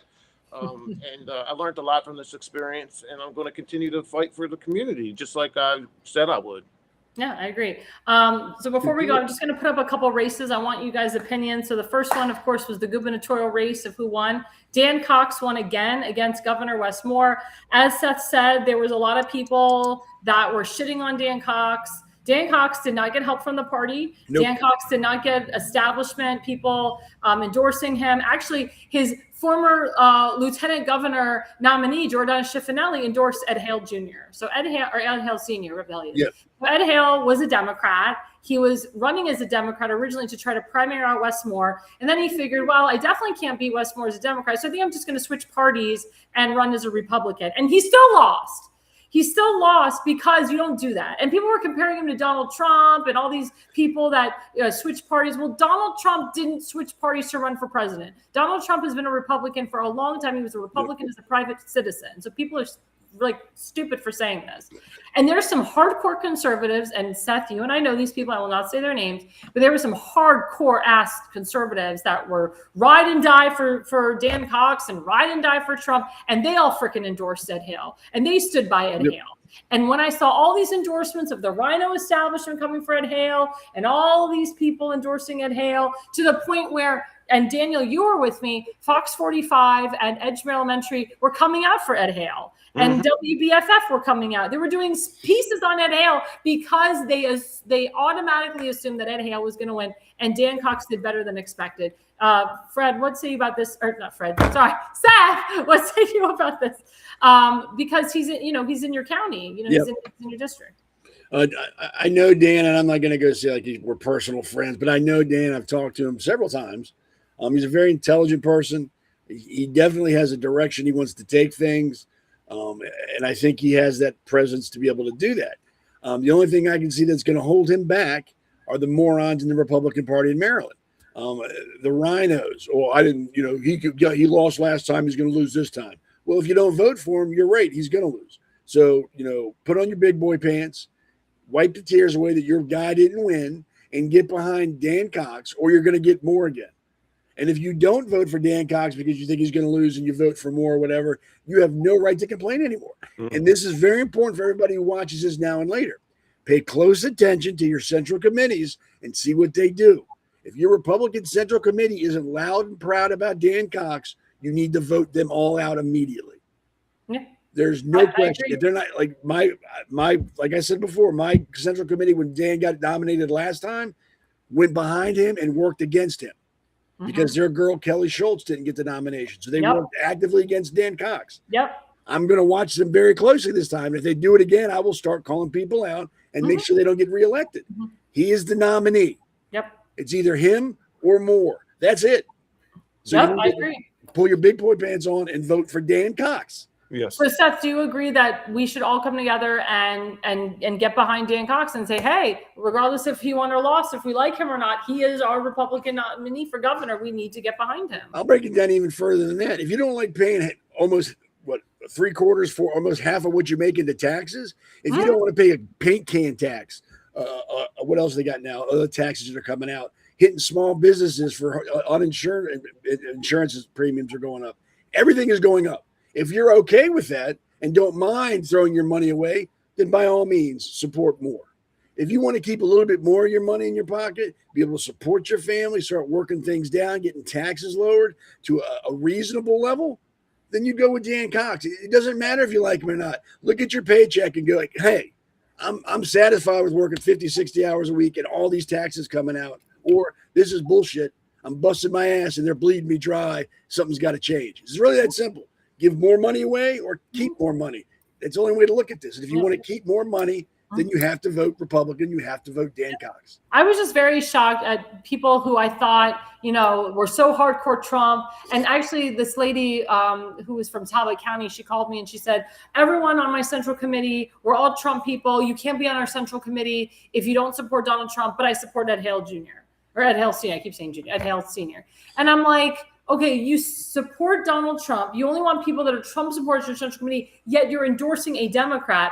And of course, Ed Hale seduced everyone with the story. Well, Donald Trump and I are very good friends. I actually like Trump. The reason I registered Democrat is because I wouldn't have been the successful businessman in Maryland if I was a Republican. That is the biggest bullshit lie, and I'm going to tell you why. My family were all Republicans, and they were very successful business people in the Washington, D.C. area. My grandparents owned a very successful restaurant for 35 years. They were Republican. My mother's parents and my father's parents were Republicans, and they owned a liquor store for 50 years in D.C. Very successful. Both my mother's side and my father's side were very successful blue-collar business owners. And they were Republican. So I don't want to hear this BS. And they were millionaires and multimillionaires, to be honest with you. They died very, very wealthy. And it's all BS because that line was so ridiculous. And he seduced a lot of women with that line. He tried to seduce me with it. He hit on me when we talked on the phone. He told me he had a 27-year-old side piece down in Florida. He asked me where in Florida I was because he didn't want me meeting his side piece, which was disgusting. I'm like, are you kidding me? Like, this is real stuff. And, he told me he loves Donald Trump. He said Donald Trump to his house. He told me he hated Larry Hogan. But yet on the campaign trail, he actually didn't mention Donald Trump at all. He attacked Donald Trump, actually. Then he said if he lost, he would not support the primary person. So he lost, and he's not supporting Dan Cox. Well, so it's really sick. When it comes to Hale, the last thing I'll say is that the famous saying applies to him and the people supported him. There's one born every minute. Exactly. And he found those people that were bored. He got the suckers all in line, and they danced to his tune. So let's put up the next slide. We have like two other races that we're going to talk about. So Daniel, I don't know if you know these two people. Yes, I know Bernie. Yeah, Bernie's a good guy. Oh, perfect. So good. So Elfreth is the incumbent congresswoman, of course. She's a hardcore leftist, liberal. And Bernie Flowers, he served our nation. He's a Republican. He actually worked under Obama. And he exposed a lot of what Obama did under that administration. That's why he left, because he saw the effery of the federal government. Yep. So, I think I can't remember. I know Bernie Flowers, I think he ran 2 years ago. I don't know if he won the primary 2 years ago. Do you remember, Seth? I'm not sure. I don't think so. Okay. So everyone I've talked to really likes Bernie Flowers. Yep. My friend Scott Willens loves Bernie Flowers. We know Scott. And again, whether you like Bernie Flowers or not, he is the Republican nominee. What say you about this, Daniel Eisenhart? Well, I really, really, really support that. We got more Black Republicans coming to office. Um, that means something to me because my wife is Black and we're conservative, and so you don't see a lot of Black faces in the Republican Party, and I think the left say diversity. They use those kind of words in their DEI pitch and stuff. And I too think that we should be diverse in our party. And Bernie is a great guy. Obviously, he served his country, and if you ever talk to him, he's like a man. He's like he's a somebody you feel comfortable leaving your kids around, and if he was the coach of the soccer team, you'd feel like you were going to win. I don't know, so You're right. Yeah, I agree. Go ahead, Seth. You can comment also. No, I agree with everything you said. Bernie's another leader. He's a smart guy. He was a retired colonel from the Air Force. I've spoken to him a couple of times. He's come when I was the vice president of the club. He'd come by and speak every once in a while. Great guy. Definitely, you could tell he's in the military because when he enters the room, he has that presence. There's that command presence. And if you haven't been in the military, it might not make sense to you. But certain people walk into a room, they don't have to say anything. You just kind of perk up. But he does. He does. He doesn't. He talks to you. He engages with you. He doesn't make you feel like he's your even though he's probably way outranking me and my wife. He doesn't make you feel that way. No, I work with doctors. Exactly. Sometimes doctors will have like a bit of a God complex. So somebody with a high rank like him, they can talk down and you can sense it. He doesn't have that. So it's a gift, I'd say, to not let it up your head. I agree. So last but not least, this is another race that actually kind of surprised me. Yeah, Robin Ficker. So I personally like Robin Ficker. I do. Mm-hmm. Robin Ficker has run for everything. He's run for governor, U.S. senator, Congress. I mean, the guy's run for everything. I think this is the second go around with Congress. But this guy, Chris Burnett, was everywhere. I mean, and he served our nation. His wife is Black also. And he went to every forum. He was on major media networks. He was on Fox News. He was on OANN. Jennifer Charlton was working hardcore with him.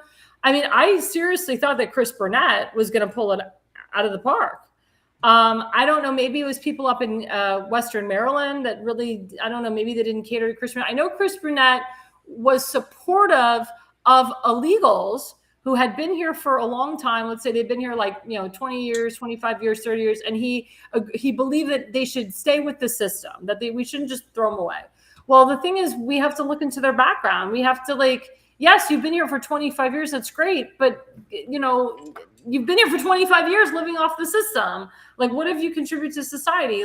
When you come here and you come to this country illegally, that is breaking the law. It is not, do not pass go, do not collect, it's not, okay, yeah, just live here off the system for 40 years. No, they're going to look into you.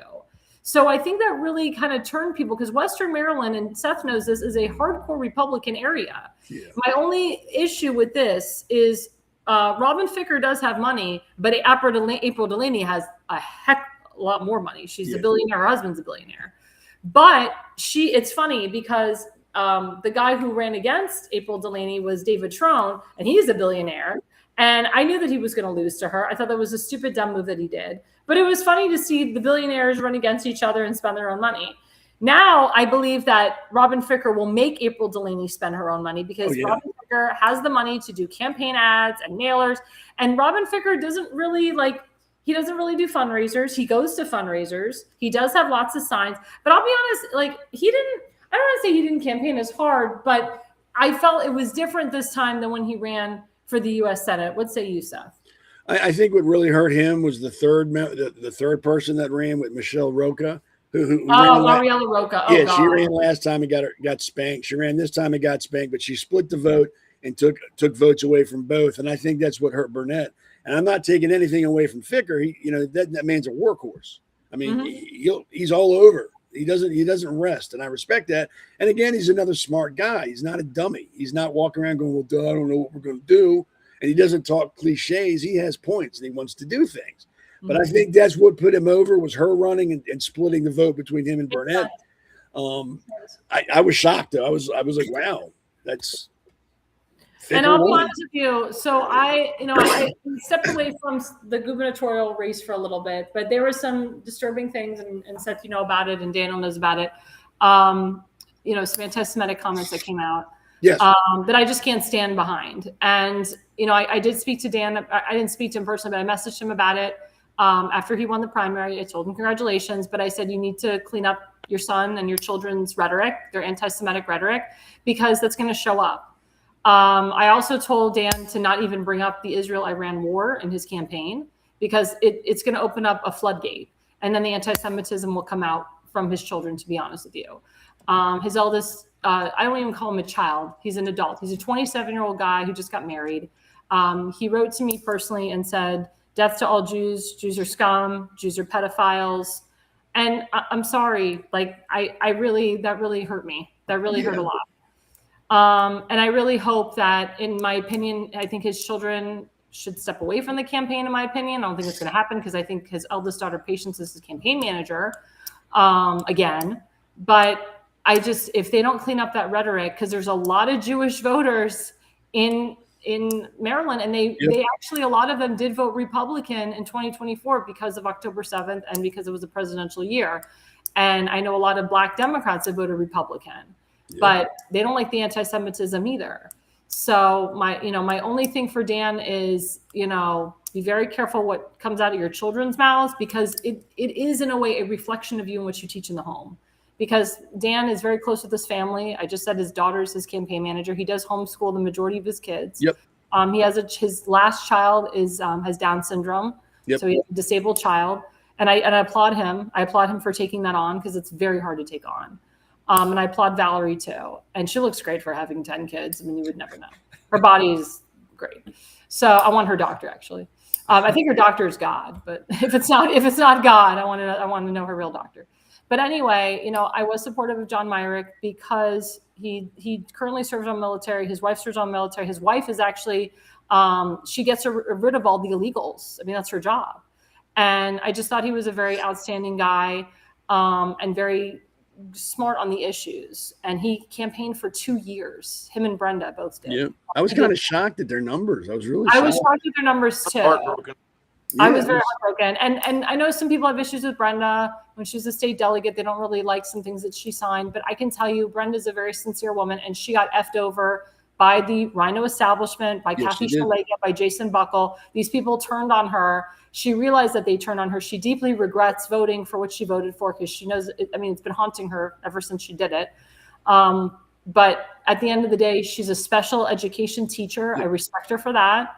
And she and Myrick did not speak there was no anti-Semitic rhetoric that came out of their mouths or the children's mouths. And I'll tell you this, me and Brenda went head to head a couple of years ago when she head to head. I was all over. And she came to one of the club's things at the park, and we talked, and she didn't go, I'm sorry I signed it. I didn't say, I'm sorry I said anything, but she listened to what I had to say. She told me what she had to say, and everything made sense. I've always respected her. She didn't back down. She didn't change her tune, and I respected that. I mean, we both agreed to disagree, and that's fine. Yeah, I respected her. I didn't like the way she got treated after that. I thought it was kind of ridiculous. And again, I was shocked by those numbers. I was expecting that to be between her and Dan. Me too. I was like, this is going to be tight. Me too. I was hoping that they would beat A.L.L, to be honest with you, and it would be up against I never thought he had a chance anyway. Never. Who, A.L.L? You never thought he had a chance? Never.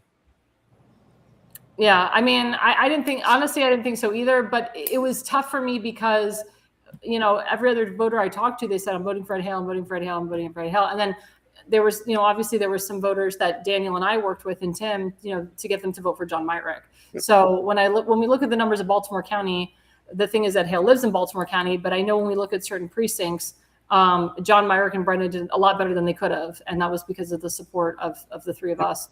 But, in Baltimore County, anyway. Yep. I probably put 200 or 300 signs up of his too. Oh yeah. I mean, and John Myrick supported Fort Howard. I want to say a message to John Myrick, and also he came down. He was the only one that came down for a Fort Howard protest. Yep, he was there, and I really want John Myrick to stand. I don't want him to go away. I would love him to be there for us with the Fort Howard, stand shoulder to shoulder with us.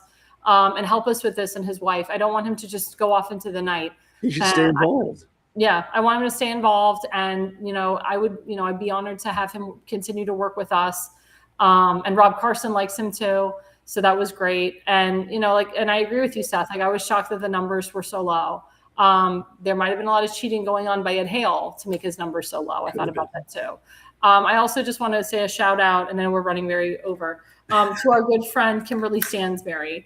Kimberly Stansberry is one of the nicest women I've ever met in my life. Because of Tim, I met her. She loves the Jewish community. She loves the Christian community. I briefly met her husband. I wish I would have known him longer. Her husband died exactly 4 years ago, 4 months after the 2022 primary, where she first ran for county executive, and she came in a strong second place under Pat McDonough. If Pat McDonough didn't get in, she probably wouldn't have won the primary.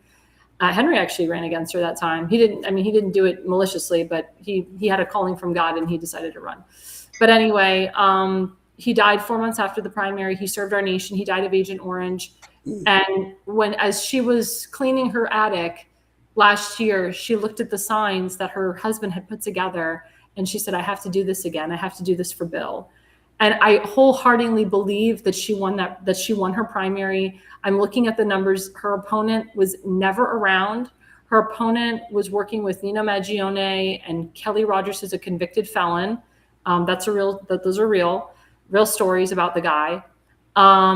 But Pat Dyer ends up getting 9,000 votes, higher than Itzi Patoka. So there was a lot of cheating with mail-in ballots with Pat Dyer. Allegedly. Yeah, allegedly. But we saw, we have people, we have canvassers right now currently, and they're saying that mail-in ballots are coming in 2-1 for Pat Dyer, which is insane.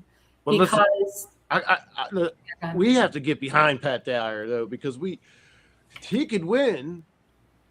He could win, and I want Pat Dyer in there. He's a nice guy. Obviously, Kim's what I liked her better, but we want Pat before we want Julian Jones. Yeah, so as much as we don't like Dan, well, not that we don't like him. So as much as there's some stuff about Dan that he could polish up a bit.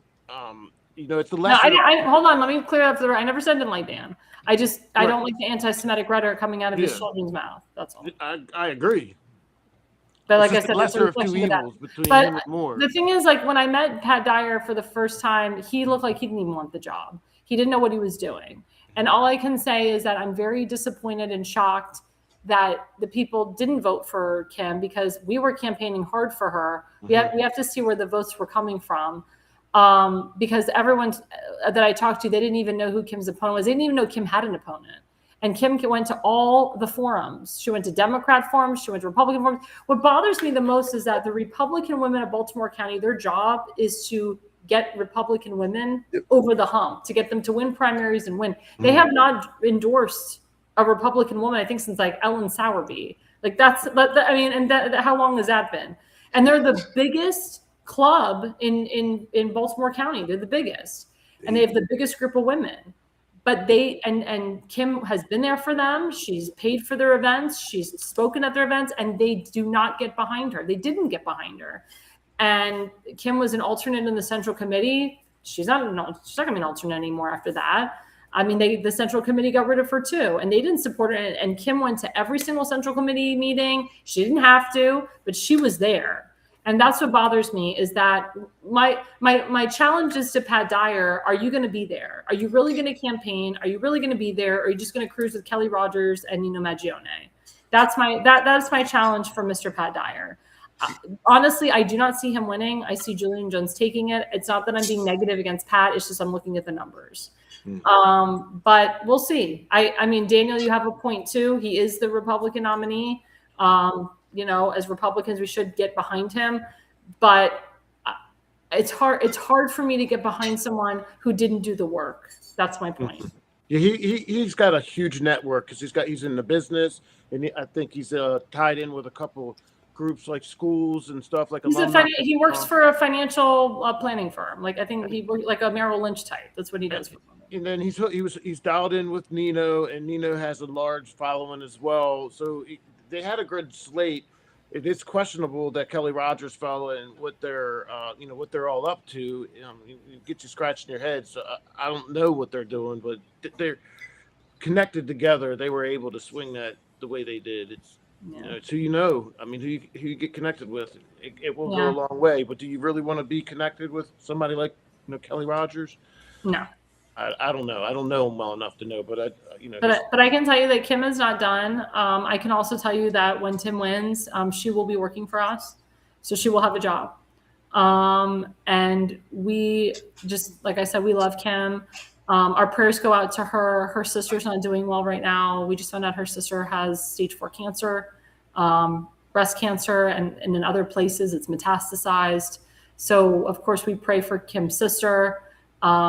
Kim has a husband. I mean, Kim's sister has a husband and children, and of course they're distraught about it. I do want to applaud Kim's nephew, who I know really well. He's a Democrat, but he's not really a Democrat. He's like a Democrat in name only.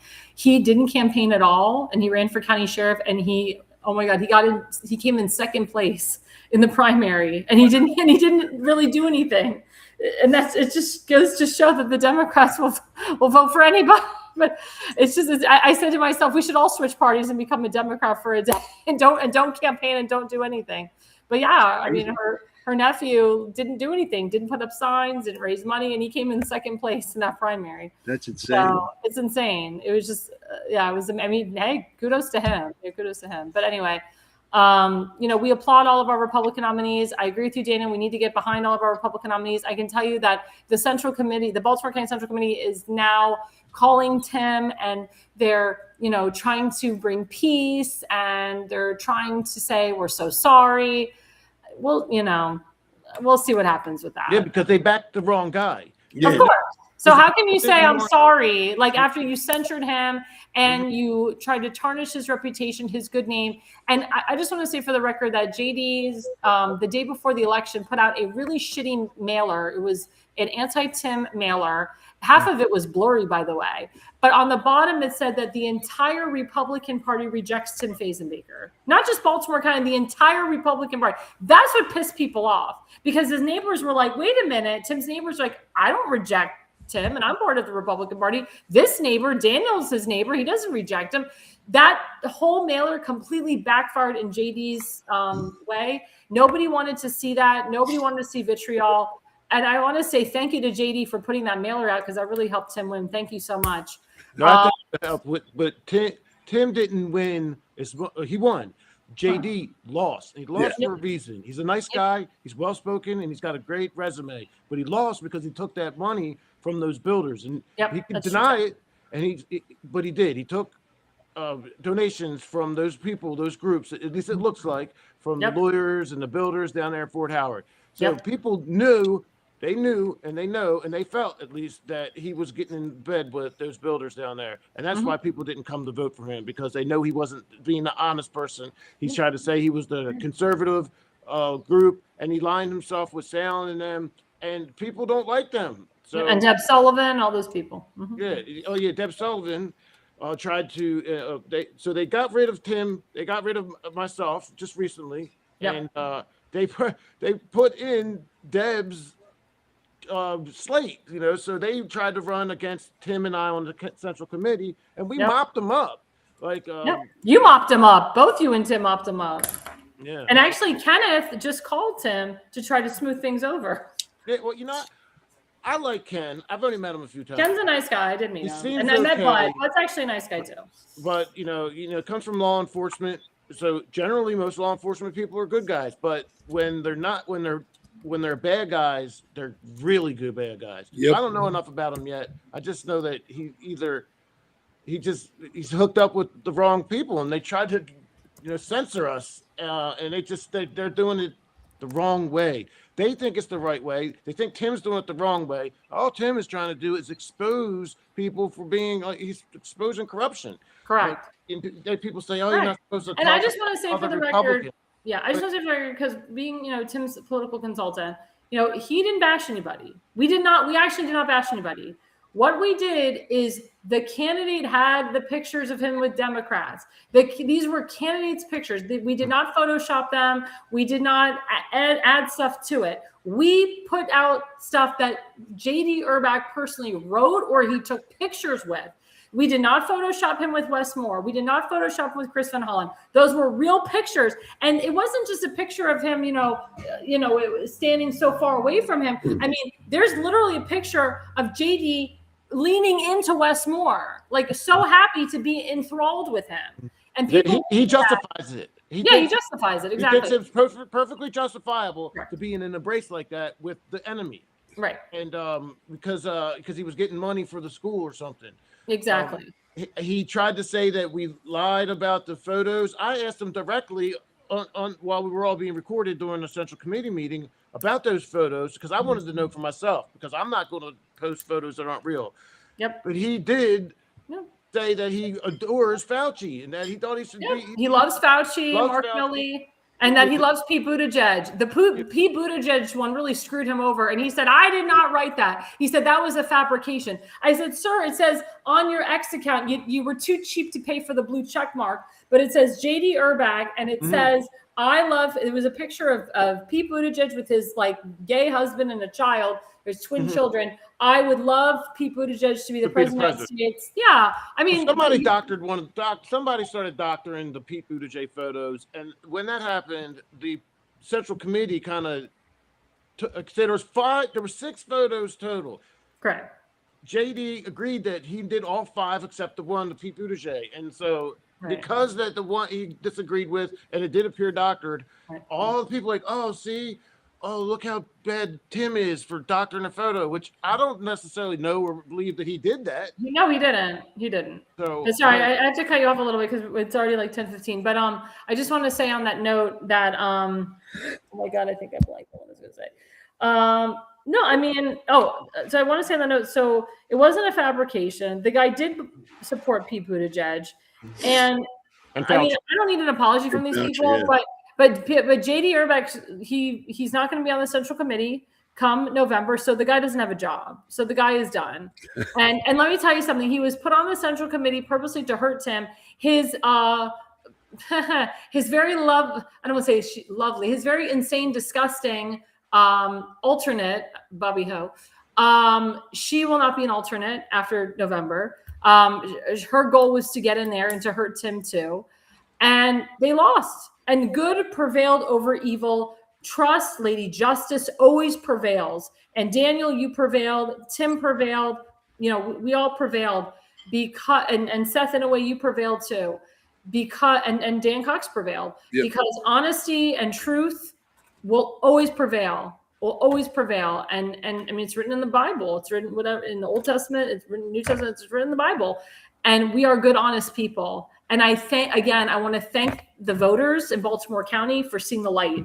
I want to thank the voters of Dundalk, Edgemere, Rosedale, parts of Essex.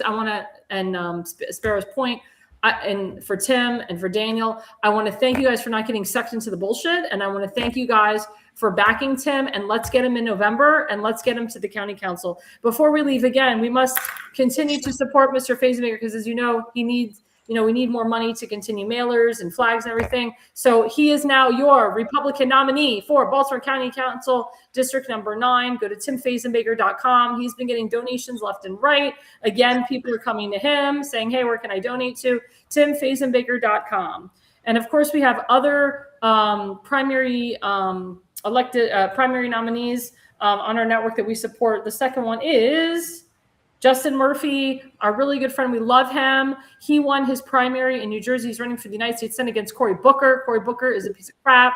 Everybody can't stand him. We love Justin Murphy. Oh my God, he's so intelligent and so awesome.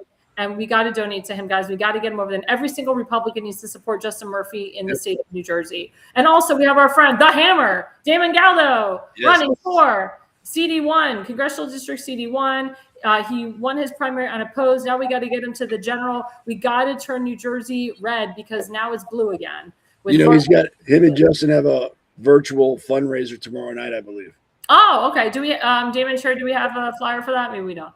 Or maybe we have a commercial, I'm not sure. But yeah, if any fundraisers, we will keep you up to par. Don't forget the Jersey Shore. There it is. Da-da! Virtual fundraiser. Oh, it's Friday. Shabbat Shalom. So on Shabbat, 8 p.m., Friday, June 26th, live streamed on every social media platform. As you know, the Jersey Shore podcast is always live every Monday night from 8 to 9 p.m. And we also have The Pulse every Wednesday from 8 to 9. I heard, oh my God, I'm so jealous. I haven't been on The Pulse in forever. I heard that last night's Pulse was like off the charts, killer, stellar. You guys kicked ass. Thank you, Seth, for coming in and helping us out. We love you, and you're awesome. You're welcome. And you can always find Mr. Eisenberg on The Pulse every Wednesday night from 8 to 9:30. Sometimes you guys go for 2 hours like we did tonight. But no, I mean, we love you, Seth. And I think, Seth, aren't you on once a month with us with the Conservative Corner? This Sunday I'll be on the Conservative Corner at 7 p.m. Awesome. At 7 8. Sorry, 8. It's 8. Oh, it's 8. Is it an hour and a half? Or? Yes, hour and a half. Oh, awesome. So come celebrate pre 4th of July with Mr. Eisenberg. You can follow Seth. Right. Yeah. You can follow Seth at the Conservative Corner on Facebook, X, at Conserve Seth. Is that correct? Conservative Seth. Awesome. And then, Daniel, where can our followers and viewers find you? Well, I'm on Facebook. I'm not sure where you're going to find me now. You're going to find me out on Back River on my boat. I'm taking a break because I didn't win against Allen, obviously, but I'm on Facebook, and I think you have my QR code. But can I just say this? I want to thank you, Alexandra, for during my campaign. You were instrumental in helping me, and your candidate Tim Faze as well was very helpful for. And you're just a good person. And I'm thankful, so thankful that you were there for me and you answered questions and stuff. And you brought me on your show. You were the first person to interview me months ago. And it's a lot I've grown in that process, and you've been there for me the whole time. And I just want to let you know how much I appreciate you and all that you've done for me and my family during this process. That means a lot. And you're an awesome guy.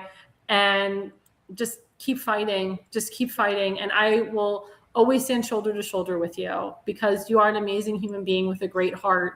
And again, you prevailed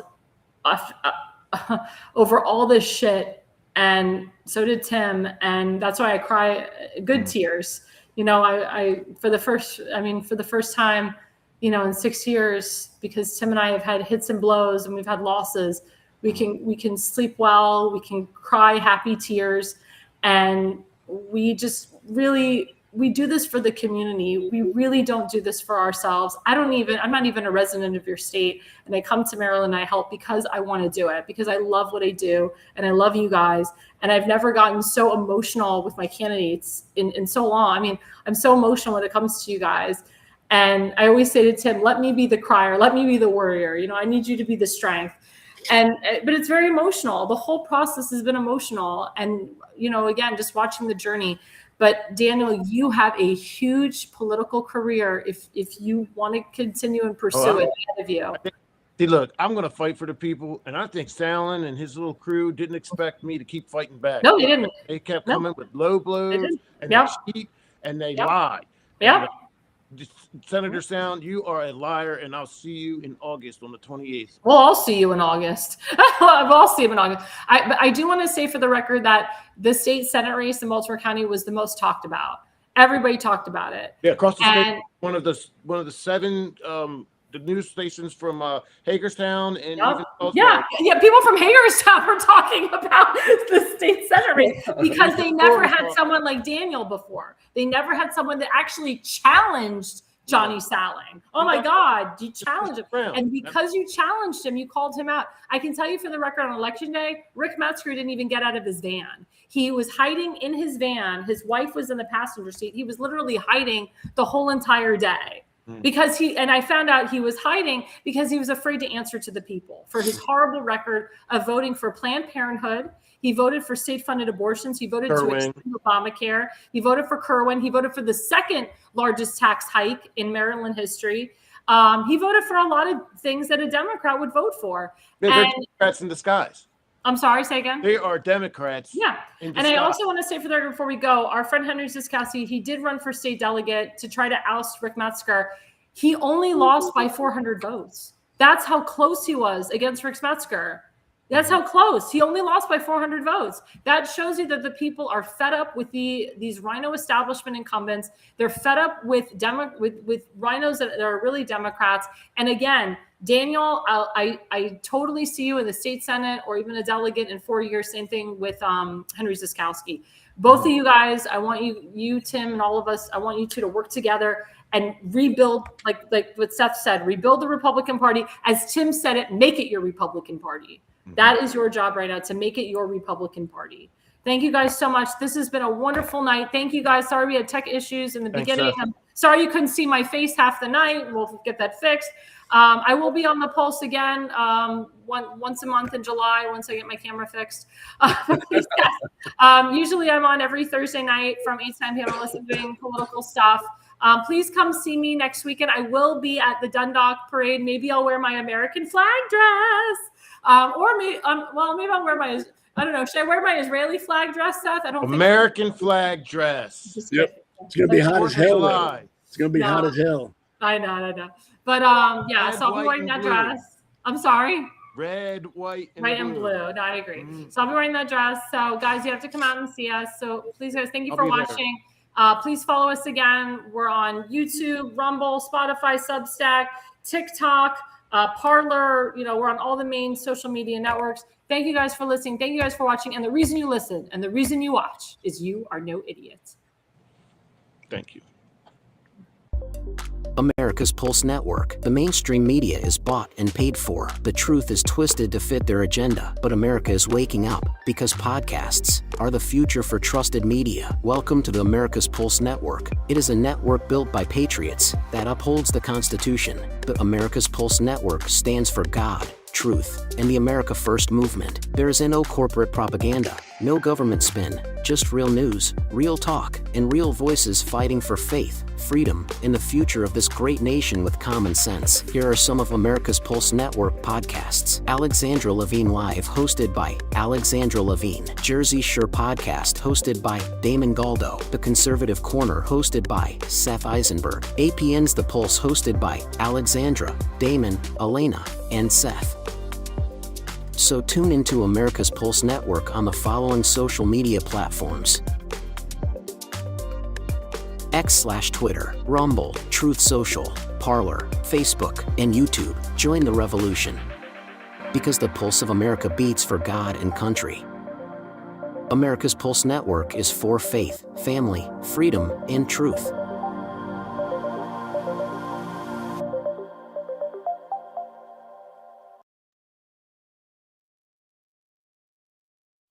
Alexandra, thanks you for watching tonight's Alexandra Levine Live podcast. See you at the next packed show, from breaking news to informative topics that will keep you informed. So, please click the subscribe button to get notified for upcoming episodes. If you like what the Alexandra talked about, then share the Alexandra Levine Live podcast with others. Alexandra also looks forward to seeing you